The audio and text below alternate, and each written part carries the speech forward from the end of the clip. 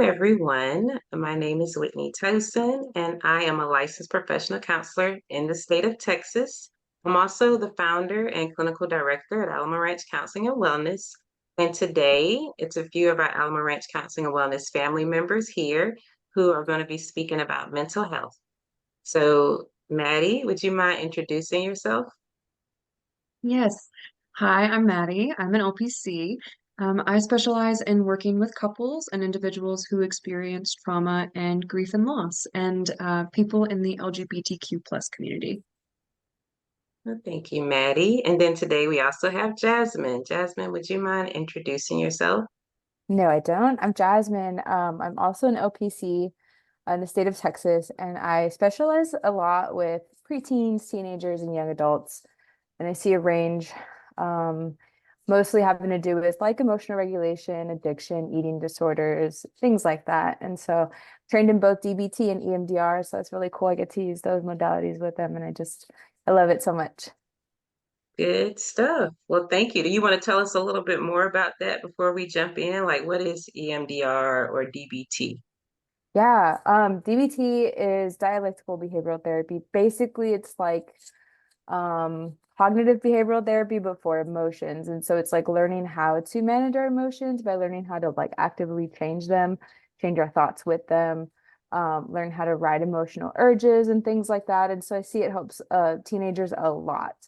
And then EMDR is it's such a long name, so I'm sorry, but it's Mhm. eye movement desensitization reprocessing, and it's basically used for it can be used for a whole number of things, right? And so, but mainly trauma and just kind of like um, exploring those emotions and really creating the mind and body connection to just kind of like reframe the whole memory.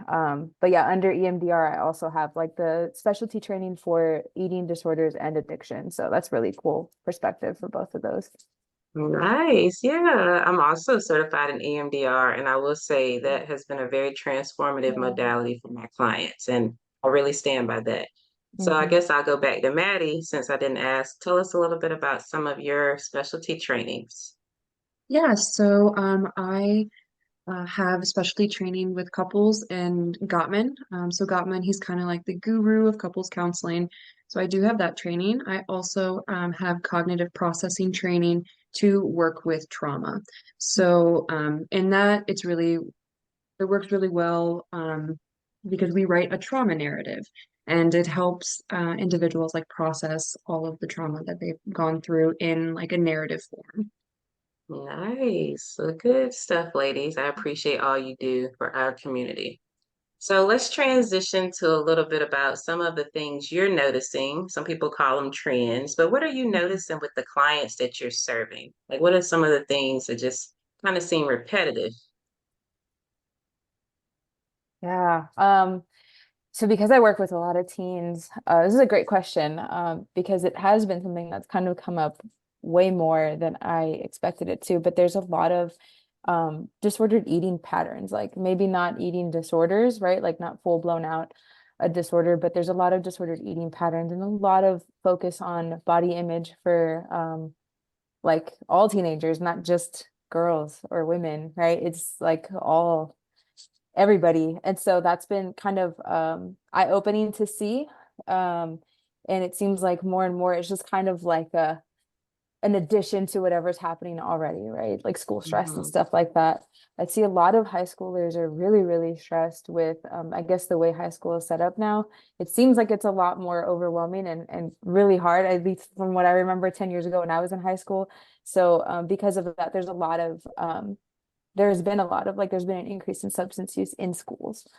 So that's another trend that I see a lot. And so that kind of goes hand in hand with the stress of social media too being a big influence in teenage Mhm. populations.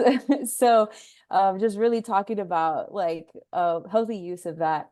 And then the last trend that I've noticed a lot is a lot of teenagers are in very unhealthy relationships and they have very unhealthy relationship patterns. And so trying to delve into that to kind of let them know what's healthy and unhealthy so that way it doesn't develop in the future as adults. Yeah. So I'm hearing things from body image, eating habits, Stress management. academics. Hmm. Yeah. And I'll say, like, with social media, when I log on, I try not to, but just like sometimes surfing through and you seeing people, and they just look Hmm. perfect. So I can definitely see, if I didn't have like certain tools, how that can impact me or, other people as well. Yeah, for sure. Okay. So let's go over to Maddie. Tell us a little bit about some of the things that you're noticing, the people you Yeah, serve. yeah, on the topic of social media, I notice and have been noticing with couples especially, the use of phones and how much it is affecting relationships. So it really kind of prevents that active listening, and then people feel unheard, and then they, have all these really big feelings because they don't feel supported by their person because their Mhm. person's on their phone scrolling and not making eye contact, not having genuine together Mhm. time. So that's a really big trend with couples. I'm also noticing a lot of couples are coming in when one person's already out the door, and it's almost like a make or break situation, which is really difficult for the couple because Yeah. we want to rebuild and we want to start dating again. We want to rebuild this relationship. Um, I'll also say a trend I've been seeing specifically with anxiety is um, a lot of companies are kind of getting rid of the hybrid schedule and they're going back to fully in person. And that's Mhm. causing a lot of anxiety for people because they've gotten so used to the past 4 years either working fully remote or doing hybrid. So going back into the office, it's been causing a lot of anxiety of time management, Mhm. boundaries. Um, Especially like I know I'm about to go into a meeting, so I can throw in a load of laundry. So it's also talking about couples, um, the division of labor in the Oh household is gosh. becoming a big difference. Yeah. Yeah. So I'm hearing like a lot of couples, like the connection, and sounds like a lot of people may wait until the last minute before they seek services or seek help. And then, like when you work with individuals, just sounds like a lot of anxiety, like trying to adjust to going back in the office. And it sounds like even going back into the office creates, for some people, I guess, less balance for their home. So then they got Mm. to come home, the things they would be able to do in between whatever they're doing, they have to wait till they get home. Now, you said something about, I guess, with couples and the division of labor. Can you tell me a little more about that? I might need to learn something here. Yeah, just the division of labor. So we all have needs. We have physical, emotional, mental, spiritual. So with those needs, the division of labor can usually fall in between all of them.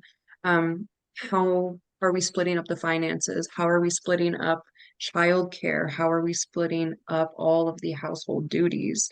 Um, Grocery shopping is a pretty big one. I didn't realize that would cause a lot of issues, but who's making the list? Who's going and getting it? Are we doing this together? Is it couple time?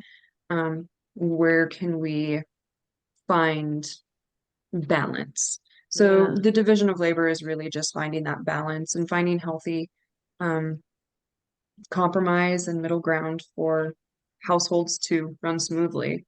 Yeah. It's Yeah. sounds like it can create a lot of resentment if it's not balanced. Hmm. Yep.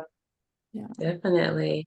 I'll share. So, one of the areas I specialize in, and I didn't mention earlier, is maternal mental health. And so, I work a lot with mothers, and many of these moms, they agree to stay at home and be like the primary caregiver or the homemaker.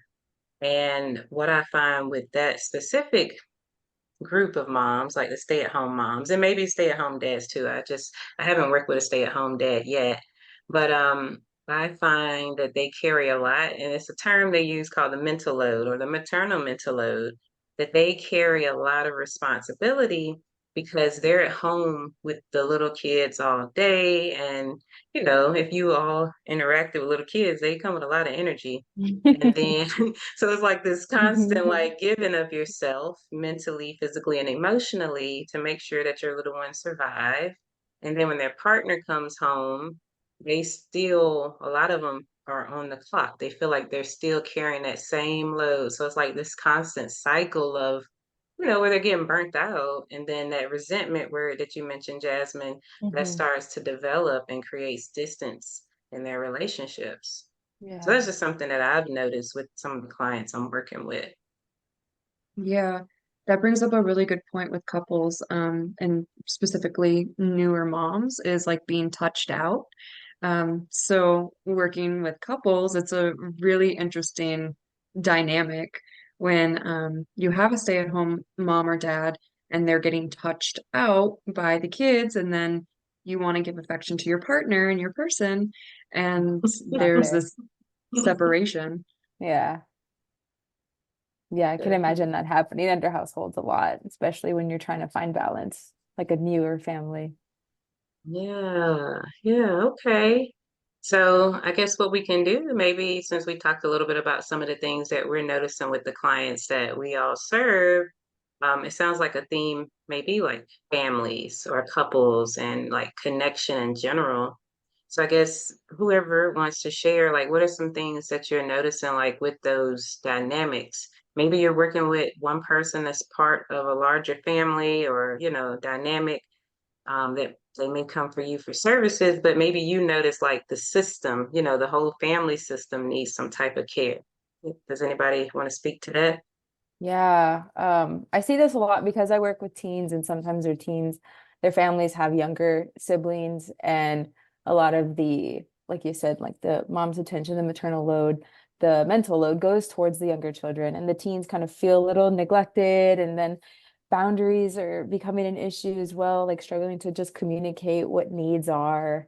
Um, and I think when everyone's kind of under a lot of like stress and really overwhelmed, right? One's overwhelmed with school, one's overwhelmed with the family, household duties, and children. And then, dad or whoever, is working a lot might be stressed there. I feel like there's a lot of emotional reactivity that comes from that when everyone kind of comes together. And there's a lot of struggle to like have healthy communication patterns. And so I spend a lot of time teaching teens how to communicate in healthy ways. Yeah, I remember when I was working with teens, I only have one at the moment, but a lot of times, like, we have to help the teen learn how to advocate, but also bring in the parents or the caretakers into a session and try Yes. to help them all connect and communicate. Because most times, if a parent is bringing a child to get help, it's because they care and they want things to be resolved. So a lot of times, parents, they're open to that, but Hmm. people being people, sometimes parents can be a little resistant, but that's okay. We try to work with that too. Maddie, did you have anything you wanted to add to that? Yeah, with family dynamics, it's like I said, I work with couples a lot of times. And so it's interesting working with a couple and really seeing individuals needing individual therapy. Hmm. Um, so we might think that it is a couple issue, but it's really not, and it's two individuals. And we have to remember that it is a couple and that they are two very unique individuals. And Yeah. so I always suggest my individual or my couples to seek individual counseling as well to like what Jasmine was saying to like get a full picture to really heal all aspects of the family dynamics. Yeah. Okay. So I want to talk a little bit about, I guess, what are some of the potential solutions that you all are seeing? Like when we talk about connections and families, um, what are some of the solutions? And each family and people you serve are going to be different. But I guess from your experience, what have been some of the solutions to some of these concerns that we talked about so far? Hmm. And take a moment because I know that's like a deeper question, but I'll Yeah. answer Yeah. one of the things that I've worked with, like when we talk about the maternal mental load or just the mental load for Mhm. any caregiver. um, Learning about like those negative beliefs that we have about ourselves. Like sometimes we all can get triggered by certain things that may not be true, or or we may think like we're undeserving of certain things, so we don't think that we can speak up or advocate for ourselves. So with many of the clients is working to understand, that whatever it is that you thought you believed about yourself, it may not be true. And then learning Mhm. ways to express in healthy ways to not build up Mhm. anger. Your needs. So identifying the needs, like what is it that I really need? And Mhm. then learning how to set boundaries because, sometimes people want to please people, but it can be problematic. So just those are some of the things that I would work with the moms that I serve that carry that mental load. Yeah, that's a great one. And this whole time I was thinking, right, like what is what I usually use? And I always default to a skill from DBT, and it's called the Wise Mind. I just absolutely love it so much because I think it does a really good job addressing the emotional mind, right, which is so important, and being able to label our emotions and understand where they're coming from. And also, like you said, right, kind of like a feelings aren't facts, right? Even though we feel negatively about ourselves, it's not the truth. And Yeah. so reminding clients that our feelings are there because it's information, it's telling us something, but it's not the absolute truth, right? So we never want to ignore it, but we also don't want to act out in our emotional mind. And so taking a time to just kind of like swim over to our rational thinking, right? And just like really sit with that for a little bit and then also acknowledge the emotions. And then the wise mind is really I feel like the healthiest place to live in, right? Like, okay, what am I Yeah. feeling? What is it that I need? And how can I communicate that? And so I do a lot of role playing with families, teens, a lot of different people, just kind of like, what does our emotional mind say and want us to do? And what does our rational mind say and want us to do? And how can we honor both in the wise mind and like go forward with that, right? And a lot of times I find that people have to challenge those negative thoughts, also acknowledge their emotions. And so they communicate in boundaries that are very healthy, like using I statements, right? Without Yeah. using a lot of blame. So that's one skill that, is really, really good to use for teens and just families in general. Yeah. So for the people listening who may not Mhm. know exactly what wise mind is, do you mind sharing? Yeah. Maybe like break it down so they'll understand it a little more. Yeah. So it really just looks like a Venn diagram. And the overlap between the two minds is the wise mind. And so the emotional mind really highlights just, emotions and urges and things that pop up. And it doesn't really seem to give us the best solutions when we just listen to our emotions, right? Because we all know that our emotions, are fleeting and sometimes they can be a little irrational, right? And then our rational mind tends to think more in like logic problem solving, right? What is it that, like you said, what is it that we need, right? Kind of trying to Yeah. sit down and really ask ourselves, what is it that we need in this moment? Is that why I'm feeling angry, for example, right? I felt dismissed. So I need to bring this up to this person about how I felt dismissed, but without really acting on that anger, right? We don't want to yell at them, but we want to communicate it. Yeah. And so the wise mind kind of uses that, like, okay, I'm angry because of this. I felt, this way. And so I need to communicate this. And it really overlaps. So it honors both. And then you just kind of find the best way to communicate and even act, right? So I really like that skill. Yeah, I love it. Emotional regulation. Hmm. All right. So Yeah. Maddie, what about you?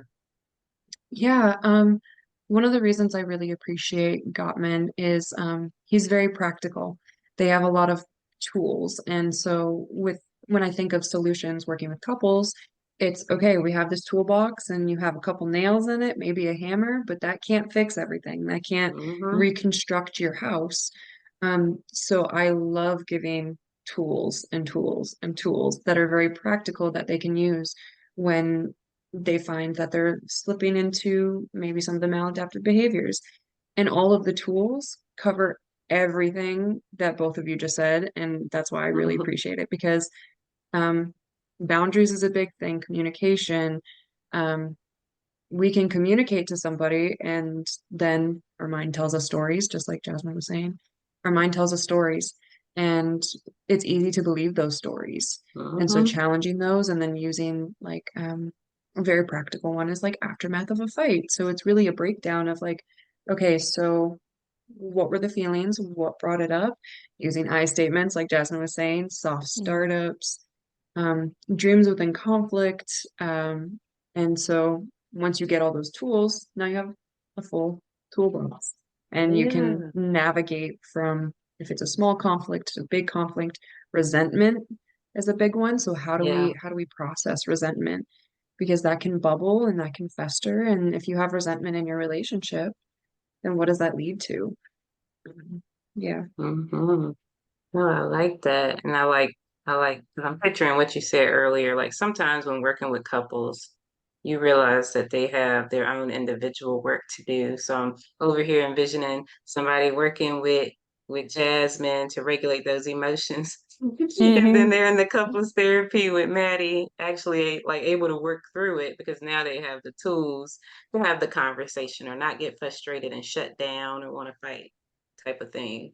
Hmm. Yeah. So I think it's like a beautiful thing to see all of it come around. So speaking of fight or shut down, it makes me think of trauma, which is a really big topic, especially since like the pandemic. So like in 2020, a lot of stuff came up for a lot of people, like, and collectively, everybody just going through a lot. And so as professionals in the mental health field, like I know we saw like things like as far as the need for services, like it just kind of exploded. And so I would like to transition trauma and just some of the things and how trauma shows up in our sessions, either with individuals or with couples. So whoever wants to speak, do you mind sharing like some of the things you're noticing with trauma, like maybe the different types of trauma that you're noticing? Yeah, I'm definitely noticing with individuals, especially since the pandemic, more and more medical trauma. Mm, Um, so trauma associated with doctors or hospitals or anxiety related to that, whether something happened to them, whether something happened to a family member. COVID was a really scary time, and Hmm. a lot of things got left unnoticed, especially with some more severe diagnoses. And so that's also, adding to the medical trauma. I've been yeah, noticing that a lot since COVID. yeah, that's scary when you need help or want to go get help, but afraid to. Hmm. And, Hmm. you know, trauma can make people avoid. Like that's one of the biggest signs. Like I'm just gonna avoid it and things can get worse. So, okay. What about you, Jasmine? Yeah, that's a huge one, right? When I think of trauma and the trends that I've been seeing, I feel like I see a lot of like um more emotional trauma, if I could describe it that way. Kind of like it creates this insecurity within clients themselves or just with others, right? And so they learn that they can't really trust themselves or they can't really trust relationships that they're in. And I mean that in the sense of like there's this dynamic of like push pull, right? Like I'm angry at you, I'm not going to talk about it, and then all of a sudden we're good.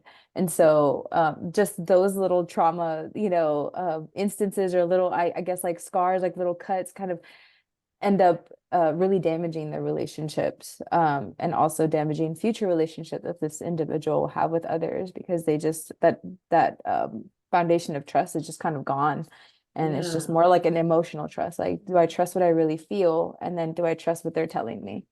Right. yeah, So that's what I've definitely. noticed a lot. I was gonna Yeah. say that reminds me a lot about Whitney, what you work with attachment. Oh yeah. I was just Yeah. about to go there. You already know.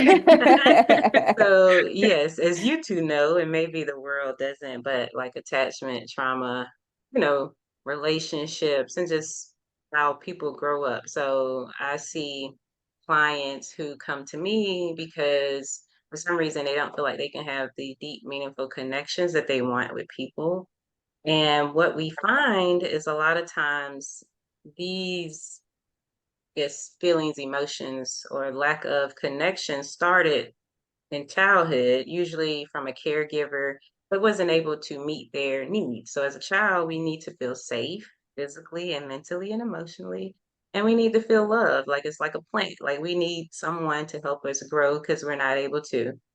And so what I find is that a lot of people, especially I want to give away my age, but people who grew up like maybe around like the 90s and early thousands, I guess they call them thousands. Either Yeah. way, like a lot of people are coming back and they're just realizing that something is missing. And then through EMDR, we're able to go back and see that, okay, you went through like a long period of time where you just were not validated. Maybe your parents weren't really present. And in worst case, sometimes there is abuse involved where, the caregiver, the person who's supposed to love and protect you, is also the same person that's causing you harm. And so when I hear you talk about that push-pull, Jasmine, it makes me think of like disorganized attachment where, Hmm. can I trust people? Can I trust myself? Like, I want to love you, but at the same time, I have this deep-rooted fear that you're going to hurt me or betray me. And so it might be something where people call like self-sabotage, where I'm just going to put you out the door because you're going to leave anyway. So through EMDR, we are able to go back and heal a lot of these attachment wounds, and where people are able to love their inner child, protect their inner child. And so it's really a beautiful process to see, and, to be able to work with people and see them go out and like find meaningful relationships. Like, it's just a beautiful process. And like talking about it just makes me so excited and really like happy. I just love what I do. So anyway, yeah, so that's kind of the type of trauma I work with. I mean, I work with other types of trauma, but that's the deep work right there. Yeah, it's great Yeah. stuff. Yeah. It's So interesting. It's so complex. yeah, right. Did anybody have anything else they want to add about trauma? Before we get ready to transition and wrap up today. Yeah, no, I don't think I have anything else today. Yeah. So I guess the last thing um I would like to talk about before we get ready to wrap up would be like, what are some of the signs and symptoms? And it doesn't have to be like just out of our DSM, it could just be giving examples that maybe someone should consider seeking out a therapist. Mm. I like this question. I think everybody needs a therapist. I think everybody needs therapy. I love that. I think whether you do have trauma, whether you do have like relationship issues, family dynamic issues, or whether you just want self-growth and self-improvement, um, therapy is not just for individuals who do have a diagnosis. It's for anybody that wants to improve themselves, anybody that wants to grow. Um, I think therapy can be very beautiful when you put in the work and you really push yourself, to become, the best version of you. Yes, I love that because, like you said, you didn't say it verbatim, but a lot of times people look at therapy it must mean something's wrong with me, Hmm. but they don't look at it as an opportunity to grow or self-discovery, Hmm. or I'm going through a life transition. It'd be nice to have somebody there to support me. So I like that, Maddie. Yeah, I'm doubling down on that, and I also just want to add too that so with EMDR, there is a theory that they use that kind of is heavily coincided with like the nervous system, right? And so a lot of people tend to be in like the shutdown, right, which is called so the polyvagal theory is called the dorsal. And so really what it looks like is that there's a lot of like lack of motivation, and this can look like I'm not cleaning my room as a teenager. I'm not completing homework. I'm not doing this. I'm not connecting with my family. I'm not reaching out to my friends. I'm, like Whitney said, self-sabotaging, right? I'm not really trying to control whatever emotional reactions I'm having. Just seem to like no longer care. There's like shutdowns. I'm spacing out. I can't pay attention, things like that. I feel like those are really I guess prevalent warning signs that like we should have already been in therapy, right? But I tend to see teens coming in with those symptoms a lot already, right? And we don't catch it a lot sooner. Yeah. But I think what kind of would lead up to that is just like an increase of anxiety of a lot of different things, and sometimes even trying to be perfect. Um, that creates a lot of anxiety, right? And so I think if we even see that with other people or within ourselves, like maybe we should reach out and talk to someone about it, right? Why do I feel the need to have everything in order and be perfect? And then I get anxious about everything, right? Having a Mhm. lot of intrusive thoughts about different things. So definitely, yeah, those are some warning signs of just like, yeah, talking to someone. But I think, yeah, everyone should have a therapist for sure for anything. Yeah. No, I like that. I think just like if we had a cold, like some things in life, we don't need like to go to the doctor. Like we're gonna heal from it. Like we have that ability to heal. And then Hmm. sometimes, like if it lingers on, like it can create other issues like pneumonia, like it can just get worse. Yeah. And so I think, like you said, like being able to recognize, like, is this something like that I need to get help for? So yeah, like if it like develops and it gets worse, or you notice like a pattern where you're not able to achieve Recover the or thing, something. yeah, Yeah. recover, achieve the things you want to achieve. Like if something's going on, it's okay to reach out and at least, get assessed. Because a lot of times, like that's the first session you have with your therapist anyway. It's just you get to tell your story, you get to let us know what's going on so we can come up, work with you and collaborate on a plan to help you reach your goals. So, Yeah. I like how you yeah. put that, right? Is it a cold that we can just buy over-the-counter medicine? Or is it, is it a cold that's been happening for the past 4 months that I can't recover from? And Yeah, has it's it developed to scary. pneumonia, right? Like I love that example. Yeah. Yeah. Yeah, I appreciate it. I like analogies. Let me give you one more analogy. So, therapy, like a lot of times you may think of like physical or speech therapy. Like if you have a physical injury, like most people aren't going to walk around with a broken limb, like they're just not. So mental health therapy is similar. Like you go to get rehabilitated, you go to get back to hopefully either at your baseline or past that. Like we want people to be able to function, not in pain. So that's another way to kind of look at it too. Mhm. Anyway. All right. So we'll get ready to wrap up. But I guess, do you ladies have anything you want to share in closing about yourself, about your social media, about any upcoming events or things that you are working on? Now is the time to just kind of, share your final thoughts, takeaways, and where people can find you. Yeah. That I have some exciting news that I'm actually working on a premarital workshop. So earlier I talked about how a lot of couples are coming when it's the last straw and one person's out the door. So this is a great way to kind of invest in your relationship. Marriage is serious and it can be a beautiful thing. If you want to grow your family or even if you don't, that doesn't matter. It's building that relationship and that connection. So with this premarital workshop, I'm teaching all the preemptive tools and it's um, working on the stuff that needs to be worked on before we take this next big step. So I'm really excited that I'm going to be working on that. And you can follow the Instagram of Alamo Ranch Counseling and Wellness. I love that. And yes, I'm also excited about what Maddie has coming up.